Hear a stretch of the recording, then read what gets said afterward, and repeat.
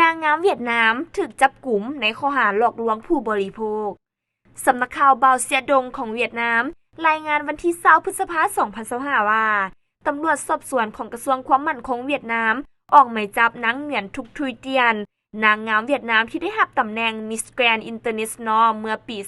2021ในข้อหามีส่วนร่วมในการผลิตและหลอกลวงผู้บริโภคหลังจากโฆษณาอาหารเสริมไฟเบอร์ปลอม Kela Vegetable Candy ตามการรายงานของกระทรวงความมั่นคงเวียดนามให้รู้ว่านางเหงียนทุกทุยเตียนเป็นผู้สมรู้ร่วมคิดในการส่อโกงลูกค้าร่วมกับจำเลยจากบริษัท GM Rose Group Joy Stock นอกจากนี้ยังได้ดำเนินคดีกับผู้ถูกหาอีก 4 คนที่เป็นแกนนำจากบริษัท ASEAN Life Joy Stock Company จากการสืบสวนพบว่าเหงียนทุกทุยเตียนถือหุ้น 30% ในบริษัทผลิตขนมที่อ้างว่าเป็นอาหารเสริม Kera Vegetable Candy พร้อมกับคู่ร่วมธุรกิจอีก 2 คนคือเหงียนทิไทยฮางและฟาร์มกวางหลิงที่ถูกจับกุมในเดือนเมษายนผ่านมา